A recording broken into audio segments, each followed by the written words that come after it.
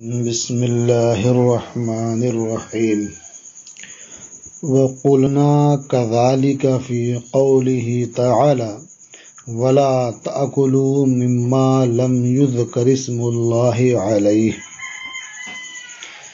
یہ وصول الشاشی کا صفحہ نمبر 92 ہے اور عام لم یخصا منہ شیء کی بحث چل رہی ہے، اسی کی ایک مثال ہے۔ یہ فرماتے ہیں کہ اور یوں ہی ہم نے اللہ تبارک و تعالیٰ کے ارشاد وَلَا تَأْكُلُوا مِمَّا لَمْ يُذْكَرِ اسْمُ اللَّهِ عَلَيْهِ میں کہا، یعنی اس میں سے نہ کھاؤ جس پر اللہ کا نام نہ لیا گیا ہو۔ جس جانور کے ذبح کرنے کے وقت اللہ تبارک و تعالیٰ کا نام نہ لیا گیا ہو، یعنی بغیر بسم اللہ کے ذبح کر دیا گیا ہو، تو اس میں سے نہ کھاؤ۔ تو اللہ رب العزت کا یہ ارشاد قصداً متروک التسمیہ کی حرمت کو ثابت کرتا ہے، واجب کرتا ہے۔ یعنی اس سے یہ معلوم ہوتا ہے کہ جس جانور کے ذبح کرنے کے وقت جان بوجھ کر کے اللہ تبارک و تعالیٰ کا نام نہ لیا گیا ہو، تو وہ جانور مسلمان کے لیے اس جانور کا گوشت کھانا مسلمان کے لیے روا نہیں ہوتا ہے، بلکہ حرام ہوتا ہے۔ اور خبر میں آیا ہے، یعنی حدیث میں وارد ہے کہ نبی کریم علیہ الصلاۃ والتسلیم سے قصداً متروک التسمیہ کے بارے میں دریافت کیا گیا، یعنی اس جانور کے گوشت کے بارے میں پوچھا گیا کہ جسے ذبح کرنے کے وقت جان بوجھ کر کے اللہ کا نام نہ لیا گیا ہو کہ اس کا گوشت کھایا جا سکتا ہے یا نہیں۔ تو نبی کریم صلی اللہ تعالی علیہ وسلم نے ارشاد فرمایا کلوہ فإن تسمیۃ اللہ تعالی فی قلب کل امرئ مسلم۔ حضور نے فرمایا کہ اسے کھاؤ، کیونکہ اللہ تعالی کا نام ہر مسلم مرد کے دل میں ہے۔ تو اس سے اب معلوم یہ ہوا کہ اللہ تعالیٰ کا نام نہ لیا گیا ہو ذبح کرنے کے وقت تو اسے کھاؤ، اور کتاب اللہ سے یہ معلوم ہوتا ہے کہ جس پر اللہ کا نام نہ لیا گیا ہو اسے نہ کھاؤ۔ اب دونوں میں تعارض ہوا اور تطبیق کی کوئی صورت نظر نہیں آتی ہے، دونوں پر عمل ہو سکے اس کی کوئی صورت نظر نہیں آتی ہے۔ کیوں نظر نہیں آتی ہے؟ اس لیے کہ جب جان بوجھ کر کے اللہ کا نام ترک کر دیا گیا ہو، ذبح کرنے کے وقت اللہ کا نام نہ لیا گیا ہو، تو اس کا کھانا حلال ہوگا۔ تو جس جانور کے ذبح کرنے پر بھول کر کے اللہ کا نام نہ لیا گیا ہو تو اس کا کھانا بدرجہ اولا جائز ہوگا۔ تو معلوم ہوا کہ جانور ذبح کرنے کے وقت بھول کر کے یا قصداً اللہ کا نام نہ لیا گیا ہو تو اسے کھایا جا سکتا ہے، اور کتاب اللہ سے یہ معلوم ہوتا ہے کہ جس پر اللہ کا نام نہ لیا گیا ہو اسے نہیں کھایا جا سکتا۔ تو اب دونوں میں تعارض ہے، اب دونوں میں توفیق اور تطبیق کی کوئی صورت نہیں ہے، اس لیے کتاب اللہ پر عمل ہوگا اور اس خبر کو ترک کر دیا جائے گا، کیونکہ اس خبر پر عمل کرنے کی صورت میں کتاب اللہ کا نسخ لازم آئے گا، جو کتاب کا حکم ہے وہ ختم ہو جائے گا۔ کتاب کا حکم یہ ہے کہ اس پر اللہ کا نام نہ لیا گیا ہو اسے نہ کھاؤ، اور خبر سے جو ثابت ہوگا وہ یہ ہوگا کہ اللہ کا نام نہ لیا گیا ہو تو اسے کھاؤ، چاہے اللہ کا نام نہ لیا گیا ہو جان بوجھ کر کے اور چاہے بھول کر کے۔ اس لیے جب توفیق اور تطبیق کی کوئی صورت نہیں ہے تو کتاب پر عمل ہوگا اور خبر واحد کو ترک کر دیا جائے گا۔ دیکھیے وَقُلْنَا كَذَلِكَ فِي قَوْلِهِ تَعَالَى وَلَا تَأْكُلُوا مِمَّا لَمْ يُذْكَرِ اسْمُ اللَّهِ عَلَيْهِ، اور یوں ہی ہم نے اللہ تعالیٰ کے ارشاد میں کہا، اللہ کا ارشاد کیا، وَلَا تَأْكُلُوا، اور نہ کھاؤ اس میں سے جس پر اللہ کا نام ذکر نہ کیا گیا ہو۔ کیا کہا ہم نے، اِنَّهُ يُوجِبُ حُرْمَتَ مَتْرُوكِ التَّسْمِيَةِ عَامِدًا، کہ اللہ تعالیٰ کا یہ ارشاد قصداً متروک التسمیہ کی حرمت کو واجب کرتا ہے، ثابت کرتا ہے، یعنی اس جانور کے حرام ہونے کو ثابت کرتا ہے جس کے ذبح کرنے کے وقت جان بوجھ کر کے اللہ کا نام ترک کر دیا گیا۔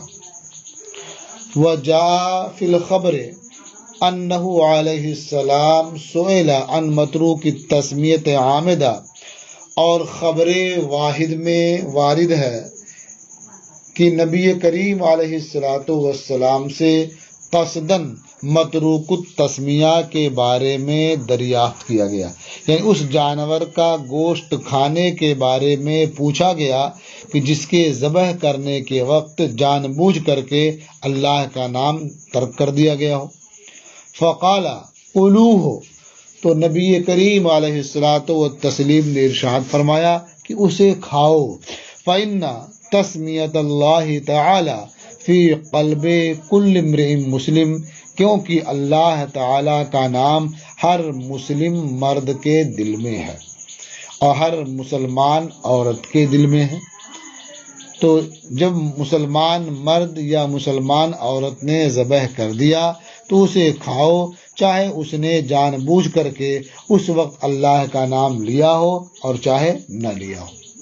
تو اب یہاں کتاب اور خبر میں تعارض ہوا، فلا يمكن التوفیق بینہما، تو ان دونوں یعنی آیت اور خبر کے درمیان توفیق اور تطبیق ممکن نہیں ہے۔ کیوں ممکن نہیں ہے؟ لأنه لو ثبت الحل بترکها عامدا، اس لیے کہ اگر متروک التسمیہ قصداً متروک التسمیہ کا حلال ہونا ثابت ہوگا یا قصداً تسمیہ کے ترک کر دینے کی وجہ سے ذبیحہ کا حلال ہونا ثابت ہوگا، لثبت الحل بترکها ناسیہ، تو ضرور ذبیحہ پر اللہ کا نام بھول کر ترک کر دینے کے سبب سے حلال ہونا ضرور ثابت ہوگا۔ فحینئذ یرتفع حکم الکتاب، تو اس صورت میں یعنی جب متروک التسمیہ عامداً اور متروک التسمیہ ناسیاً کا کھانا ثابت ہو جائے گا تو اس صورت میں کتاب کا حکم ہی اٹھ جائے گا۔ فیترک الخبر، لہذا خبر کو ترک کر دیا جائے گا اور کتاب کا جو حکم ہے اس پر عمل کیا جائے گا۔ اب یہاں ایک شبہہ یہ ہو سکتا ہے کہ مما لم یذکر اسم اللہ علیہ، مما لم یذکر اسم اللہ علیہ یہ عام ہے، لیکن عام لم یخص عنہ شیء نہیں ہے، بلکہ یہ ایسا عام ہے جس میں سے بعض افراد کو خاص کر لیا گیا ہے۔ وہ بعض افراد کون ہیں؟ تو ہمارا مذہب یہ ہے کہ جس پر اللہ کا نام لیا جانا بھول کر کے چھوٹ گیا ہو تو اسے کھانا یہ حلال ہے۔ تو معلوم ہوا کہ متروک التسمیہ ناسیاً یہ اس میں سے خاص کر لیا گیا ہے، تو یہ ہوا عام خصہ عنہ البعض، اور عام خصہ عنہ البعض میں اور تخصیص کا احتمال باقی رہتا ہے اور خبر کے ذریعہ تخصیص ہو جاتی ہے۔ تو یہاں ناسی کو خاص کر لیا گیا ہے اور عامد کو عامد کے تعلق سے خبر وارد ہے تو اس خبر کے ذریعہ عامد کو بھی خاص کر لیا جانا چاہیے۔ تو اس کا جواب یہ ہے کہ ناسی کو خاص کر لیا گیا ہے اور تخصیص وہیں تک ہو سکتی ہے کہ جہاں عام باقی رہ جائے، اور اگر عام باقی ہی نہ رہ جائے تو پھر وہاں تخصیص نہیں ہوتی ہے۔ اب یہاں ناسی کے ساتھ عامد کو بھی شامل کر لیا جائے تو سرے سے کتاب کا حکم ہی ختم ہو جائے گا، اس لیے یہاں تخصیص نہیں ہو سکتی۔ اچھا، اور یہاں ایک بات یہ بھی کہی جا سکتی ہے کہ یہ حقیقت میں تخصیص ہے ہی نہیں۔ تخصیص کیوں نہیں ہے؟ اس لیے کہ یہ لعام لم یخص عنہ شیء ہے، اس میں سے کسی فرد کو خاص نہیں کیا گیا۔ رہ گیا مسئلہ ناسی کا، تو چونکہ وہ شارع کی جانب ہی منسوب ہوتا ہے، اور حدیث شریف میں ہے رفع عن امتی الخطا والنسیان، کہ میری امت سے خطا اور نسیان کو اٹھا دیا گیا ہے، ختم کر دیا گیا ہے، اس لیے وہ خود ہی اس میں سے نکل گیا ہے۔ ناسی کا عذر یہ عامد کے عذر سے کم ہوتا ہے، اس لیے وہ اس سے خود ہی الگ ہے، چونکہ اس سے احتراز یہ ممکن نہیں ہے۔ بھول جانا چونکہ یہ صاحب شرع کی جانب سے ہے، احتراز ممکن نہیں ہے، اس لیے وہ خود بخود اس سے خارج ہے۔ تو یہ ایک مثال تھی عام لم یخص عنہ شیء کی۔ ایک مثال اور اسی کی پیش کرتے ہیں، فرماتے ہیں وَكَذَلِكَ قَوْلُهُ تَعَالَى وَأُمَّهَاتُكُمُ اللَّاتِي أَرْضَعْنَكُمْ، یعنی تم پر تمہاری وہ مائیں حرام کی گئی ہیں جنہوں نے تمہیں دودھ پلایا۔ تو اب یہ آیت اپنے عموم کے سبب دودھ پلانے والی عورت سے نکاح کی حرمت کی متقاضی ہے، یعنی اس سے یہ سمجھ میں آتا ہے کہ جس خاتون نے کسی کو دودھ پلا دیا تو اب اس خاتون سے نکاح کرنا حرام ہو گیا، چاہے اس خاتون نے تھوڑا دودھ پلایا ہو یا زیادہ دودھ پلایا ہو۔ یہ کتاب سے معلوم ہوا۔ اور خبر واحد میں یہ وارد ہے کہ لا تحرم المسۃ ولا المسۃان ولا الاملاجۃ ولا الاملاجتان، کہ نبی کریم صلی اللہ تعالی علیہ وسلم نے ارشاد فرمایا کہ ایک بار چوسنا اور 2 بار چوسنا یہ حرام نہیں کرتا ہے۔ اسی طرح سے ایک بار پستان کو بچے کے منہ میں ڈالنا اور 2 بار بچے کے منہ میں ڈالنا یہ حرام نہیں کرتا ہے۔ تو اب اس خبر کے ذریعہ یہ معلوم ہوتا ہے کہ تھوڑا پینا بچے کا یا ماں کا بچے کو تھوڑا سا پلانا یہ حرمت کو ثابت نہیں کرتا ہے، جبکہ کتاب کے عموم کا تقاضا یہ ہے کہ عورت تھوڑا دودھ پلائے یا زیادہ پلائے، حرمت ثابت ہوگی۔ اب یہاں دونوں میں تعارض ہے اور تطبیق کی کوئی صورت نہیں ہے، اس لیے کتاب پر عمل کیا جائے گا اور اس خبر کو ترک کر دیا جائے گا۔ وَكَذَلِكَ قَوْلُهُ تَعَالَى وَأُمَّهَاتُكُمُ اللَّاتِي أَرْضَعْنَكُمْ يَقْتَضِي بِعُمُومِهِ حُرْمَةَ نِكَاحِ الْمُرْضِعَةِ، اور یوں ہی اللہ تعالیٰ کا ارشاد وَأُمَّهَاتُكُمُ اللَّاتِي أَرْضَعْنَكُمْ اپنے عموم کے سبب مرضعہ سے نکاح کی حرمت کا متقاضی ہے۔ وقد جاء فی الخبر، اور خبر میں آیا ہے لا تحرم المسۃ ولا المسۃان، کہ ایک بار چوسنا اور 2 بار چوسنا حرام نہیں کرتا ہے۔ ولا الاملاجۃ ولا الاملاجتان، اور ایک بار پستان کا بچے کے منہ میں ڈالنا اور 2 بار بچے کے منہ میں ڈالنا یہ حرام نہیں کرتا ہے۔ یہ در حقیقت حدیث کا 2 ٹکڑا ہے، دونوں کو ایک ساتھ ملا دیا گیا ہے کیونکہ حکم دونوں کا ایک ہے۔ اس میں لا تحرم المسۃ ولا المسۃان یہ ام المومنین حضرت عائشہ صدیقہ رضی اللہ تعالی عنہا سے مروی ہے، اور لا تحرم الاملاجۃ ولا الاملاجتان یہ حضرت ام الفضل رضی اللہ تعالی عنہا سے مروی ہے، اور دوسرے کلمات کے ساتھ بھی یہ مفہوم وارد ہے۔ لیکن یہاں جو کہ تعارض ہو رہا ہے اس لیے اس خبر کو ترک کر دیا جائے گا اور کتاب پر عمل کیا جائے گا۔ یہ عام لم یخصا عنہ شے کی گفتگو ختم ہوئی. اب یہاں سے عام کی جو دوسری قسم ہے اس کا بیان شروع کرتے ہیں. وَأَمَّا الْعَامُّ الَّذِي خُصَّ عَنْهُ الْبَعْضُ، اور رہا وہ عام جس میں سے بعض افراد کو خاص کر لیا گیا ہو.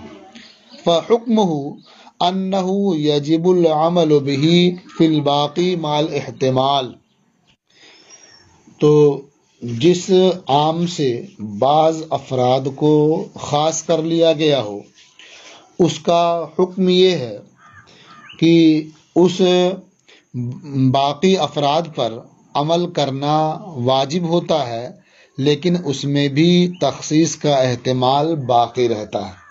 تو احتمال تخصیص کے ساتھ باقی پر عمل کرنا واجب ہوتا ہے.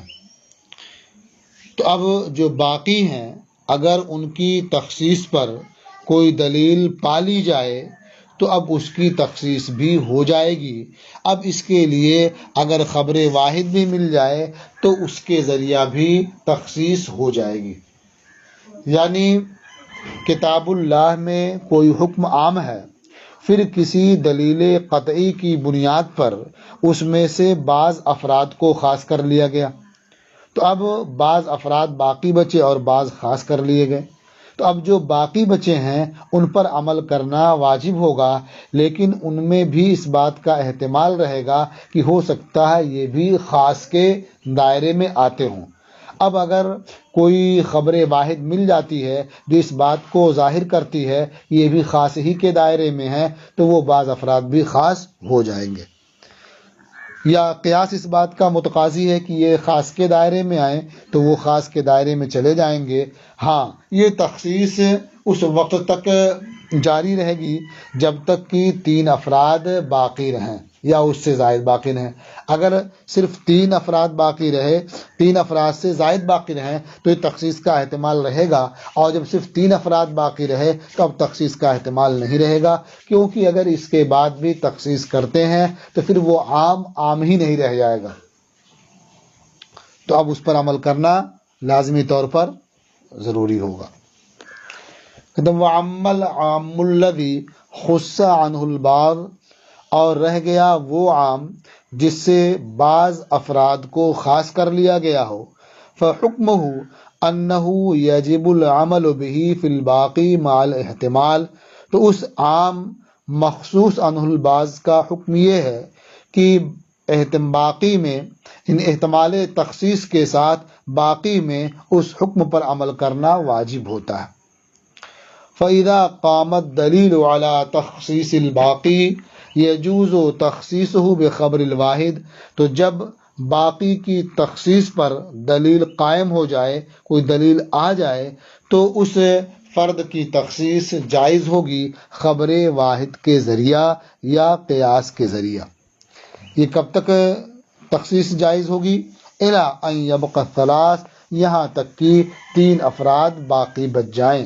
وَبَعْدَ ذَلِكَ لَا يَجُوزُ تَخْصِيصُهُ، اور اس کے بعد جب 3 افراد رہ گئے تب اس کے بعد اس کی تخصیص جائز نہیں ہوگی، کیونکہ اگر اب بھی تخصیص ہو تو اب 2 فرد بچیں گے یا ایک ہی بچے گا، تو پھر یہ عام نہیں رہ جائے گا بلکہ وہ عام رہ ہی نہیں جائے گا، اس لیے یہ نسخ ہو جائے گا، تو اب تخصیص وہاں نہیں ہو سکے گی. فَيَجِبُ الْعَمَلُ بِهِ، تو اب جو 3 افراد باقی بچے ہیں اس پر عمل کرنا واجب ہوگا. اب یہاں ایک مسئلہ یہ ہے کہ بعض افراد کو خاص کر لیا گیا، تو جو باقی افراد بچے ان میں تخصیص کا احتمال کیوں رہتا ہے؟ تو یہاں سے مصنف رحمۃ اللہ تعالی علیہ اسی بات کو واضح فرما رہے ہیں کہ بعض میں تخصیص کا احتمال کیوں رہتا ہے. فرماتے ہیں وَإِنَّمَا جَازَ ذَلِكَ، اور باقی افراد میں تخصیص کا احتمال رہتا ہے اور تخصیص جائز ہے خبر واحد یا قیاس کے ذریعہ. کیوں؟ لِأَنَّ الْمُخَصِّصَ الَّذِي أَخْرَجَ الْبَعْضَ عَنِ الْجُمْلَةِ، اس لیے کہ اس مخصص نے جس نے جملہ افراد عام سے بعض افراد کو نکالا ہے، الگ کیا ہے۔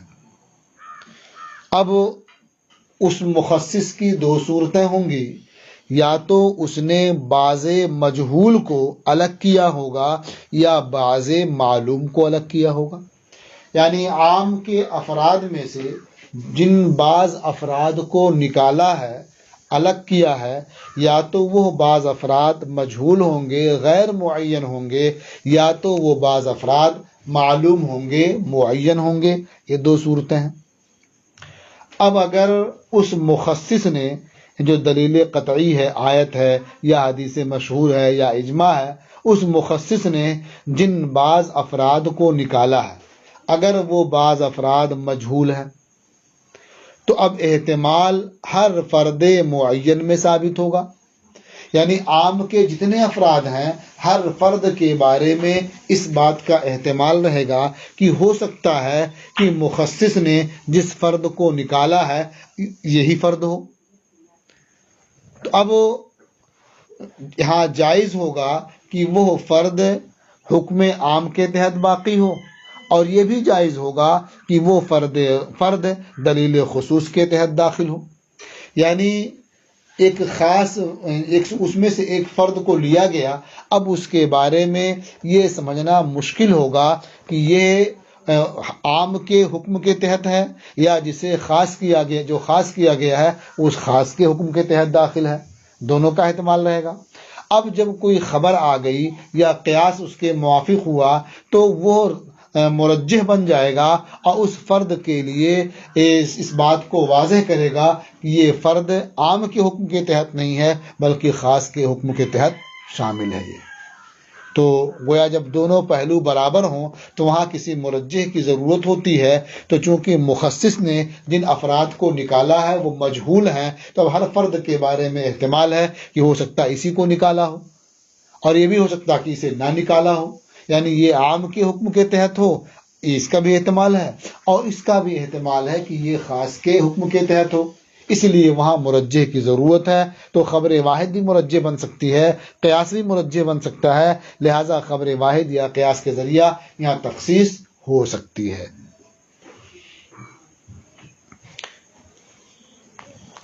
وَإِنَّمَا جَازَ ذَلِكَ لِأَنَّ الْمُخَصِّصَ الَّذِي أَخْرَجَ الْبَعْضَ عَنِ الْجُمْلَةِ، اور 3 تک یہ تخصیص جائز رہتی ہے خبر واحد یا قیاس کے ذریعہ، اس لیے کہ مخصص یعنی آیت یا حدیث مشہور یا اجماع نے جن بعض افراد کو عام کے جملہ افراد سے نکالا ہے، لو اخرجا بعضا مجہولا، اگر اس مخصص نے بعض مجہول کو نکالا ہے، غیر معین کو نکالا ہے، یثبت الاحتمال فی کل فرد معین، تو ہر فرد معین میں احتمال ثابت ہوگا۔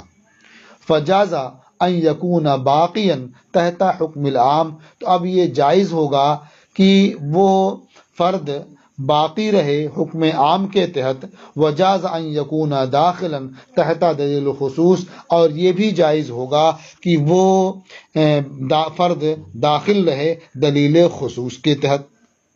فاستوت الطرفان فی حق المعین، تو فرد معین کے حق میں دونوں طرف برابر ہو گئے، یعنی اس کا عام کے حکم میں داخل ہونا اور خاص کے حکم میں داخل ہونا، یہ دونوں برابر ہو گیا، یا عام کے حکم کے تحت داخل ہونا اور عام کے حکم سے نکلنا، یہ دونوں برابر ہو گیا۔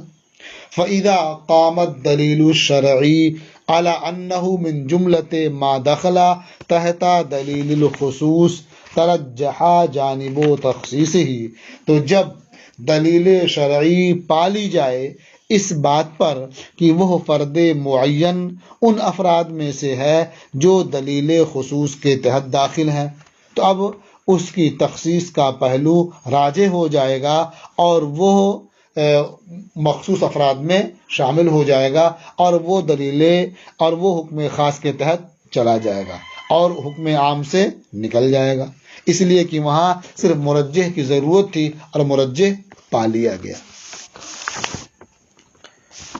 مثال کے طور پر، یعنی جہاں مخصص نے باز مجہول کو الگ کیا ہے۔ اس کی مثال جیسے اللہ تبارک و تعالی کا ارشاد ہے، احل اللہ البیع وحرم الربا، کہ اللہ نے بیع کو حلال فرمایا اور ربا کو حرام کیا۔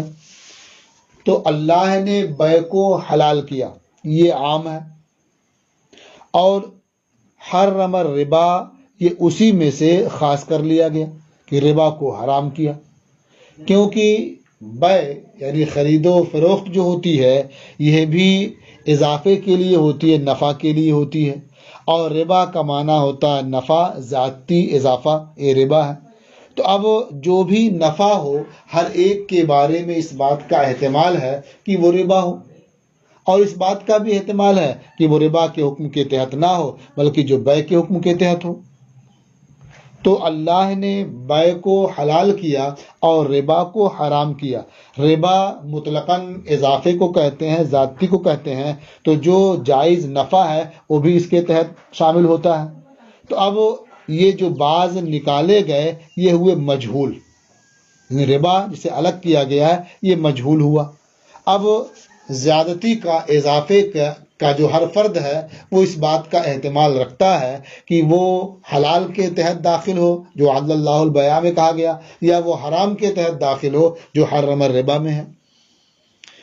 تو اب ایک دلیل سامنے آئی کہ اللہ کے محبوب صلی اللہ تعالی علیہ وسلم نے ارشاد فرمایا کہ الذهب بالذهب والفضة بالفضة، یعنی اس طرح سے اشیاء ستہ کے بارے میں آپ نے ارشاد فرمایا کہ سونے کو سونے کے بدلے، چاندی کو چاندی کے بدلے، گیہوں کو گیہوں کے بدلے، جو کو جو کے بدلے، کھجور کو کھجور کے بدلے، نمک کو نمک کے بدلے برابر برابر یکساں نقد بیچو۔